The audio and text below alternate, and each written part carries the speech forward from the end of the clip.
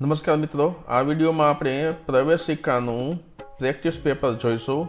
જે વિદ્યાર્થીઓ માટે અત્યારે તાલીમ ચાલતી હોવાથી આજને પરીક્ષા લેવાયેલ નથી, એમના માટે કદાચ સોમવારે પરીક્ષા લઈએ તો એના માટે ઉપયોગી આ બનશે.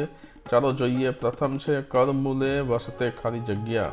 તેમાં આવે આપણે શ્લોક બોલીએ છીએ તો કરાગ્રે વસતે લક્ષ્મી કરમૂલે સરસ્વતી. તો અહીં કરમૂલે વસતે સરસ્વતી જવાબ આવશે, સરસ્વતી. સરસ્વતી. ત્યારબાદ બીજું છે ગજસ્ય કર્ણવ. ગજસ્ય કર્ણવ, ગજના અર્થ હાથીના કાન કેવા છે તો સુપડા આકારના એટલે શૂર્પાકારવ. ગજસ્ય કર્ણવ શૂર્પાકારવ. ત્યારબાદ ત્રીજું છે ખાલી જગ્યા ગોવિંદ. કર મધ્યે તું ગોવિંદ. કર મધ્યે ગોવિંદ. ત્યારબાદ છે ગજસ્ય ઉદરમ. તો ગજસ્ય ઉદરમ ભાંડાકારમ. ત્યારબાદ છે પાંચમું અહમ ખાલી જગ્યા ધારણમ કરોમી. તો અહમની સાથે મી આવ્યું છે, આપણે આમાં જોઈશું અહમ ખાલી જગ્યા ધારણમ કરોમી યુતકમ કેશ તૈલમ યાનમ કે સ્નાનમ. તો આપણે જોઈ શકીએ છીએ કે યુતકમ એટલે કે શર્ટ છે એ આપણે ધારણ કરવાનો હોય છે. ત્યારબાદ છઠ્ઠું છે અહમ ખાલી જગ્યા ન.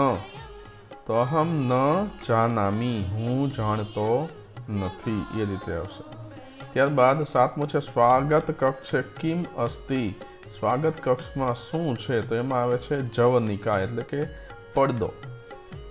આઠમું છે પાકશાલાયામ કિમ નાસ્તિ. પાકશાળામાં રસોડામાં શું નથી. તો રસોડામાં આપણે જોઈ શકીએ છીએ શાક હોય, કરંડ હોય, પીઠિકા હોય, કમલમ ન હોય એટલે કમલમ નાસ્તિ.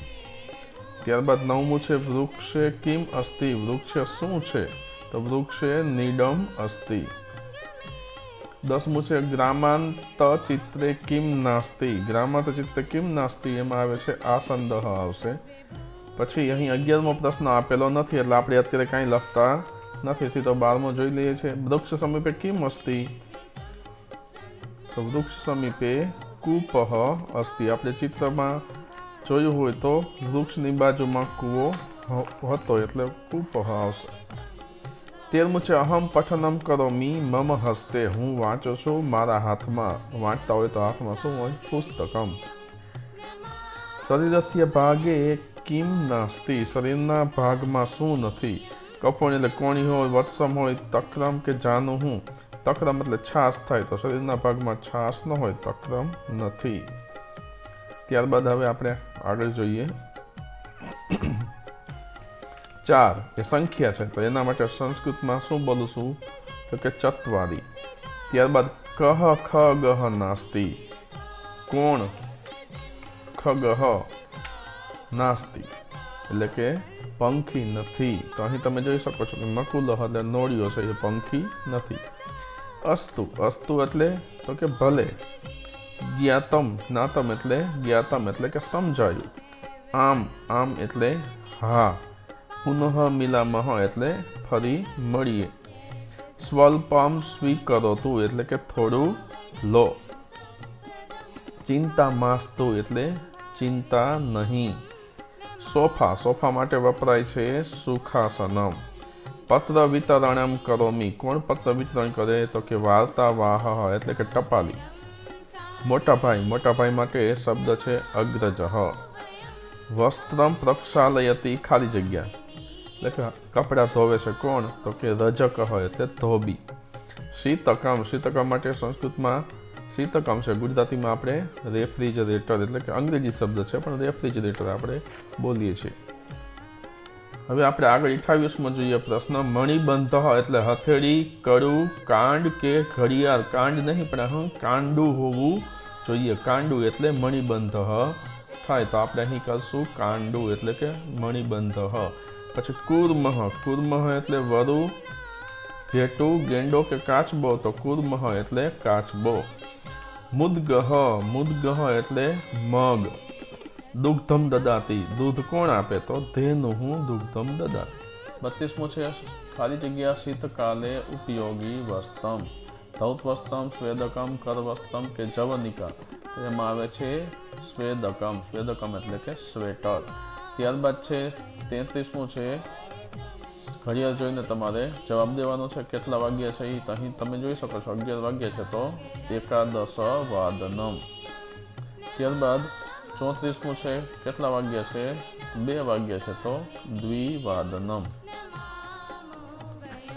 ત્યારબાદ 35મો પ્રશ્ન છે શુદ્ધમ કિમ. તો અહીં તમને 3-4 વખત છે કંઠ કંઠ આ રીતે. તો સાચો કંઠ શબ્દ આ રીતે આવશે. ત્યારબાદ શુદ્ધમ કિમ. તો અહીં પણ તમે જોઈ શકો છો કે અંગમ આ શબ્દ છે શુદ્ધ કહેવાશે. 37મું છે અંતઃસ્થ વર્ણ કહ. અંતઃસ્થ વર્ણમાં ય ર લ અને વ આવે છે. તો અહીં વ છે તો અંતઃસ્થ વર્ણ વ. સંયુક્ત વર્ણ કહ. તો અહીં તમે જોઈ શકો છો શ્ર છે સંયુક્ત વર્ણ છે. કહ વર્ણ અનુનાસિક નાસ્તિ.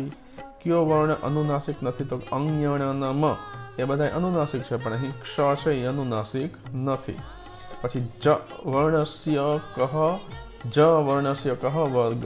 જનો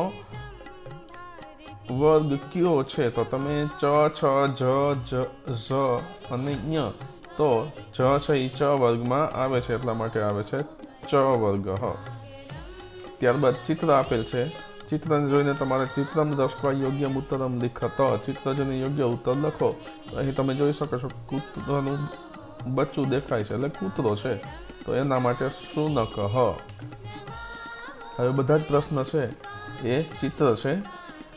ત્યારબાદ આ નોળીઓ છે તો એને આપણે જોઈશું તો ગંડઃ શુકર નકુલ શ્રીગાલ તો નકુલ. ત્યારબાદ આ પોપટ છે એના માટે સંસ્કૃતમાં શબ્દ છે શુક. મોજા છે એના માટે સંસ્કૃતમાં પાદકોશ. પછી આને સંખ્યાને તમારે ગણવાની છે 1 2 એકમ દ્વે ત્રીણી ચત્વારી 5 6 અને સપ્ત. તો અહીં આવે છે સપ્ત. ચિત્તમ દ્રષ્ટવા યોગ્ય ઉત્તરમ લિખત. અહીં તમે જોઈ શકો છો કે પેસ્ટ છે એટલે કે દંત ફેનકમ. ઘુવડ છે તેના માટે ઉલ્લુક. હાથબત્તી છે એના માટે કરદીપ. ગાડું છે એના માટે ગોરથ. અને ખટારો છે એના માટે ભારયાનમ.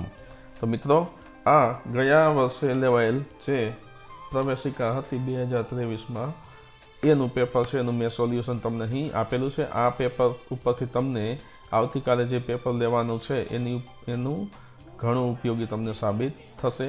આવા જ અન્ય વિડીયો જોવા માટે મારી ચેનલને સબસ્ક્રાઈબ કરજો, માય સ્ટુડન્ટ્સ એજ્યુકેશનને, અને તમારા અન્ય મિત્રોને પણ શેર કરજો. ધન્યવાદ.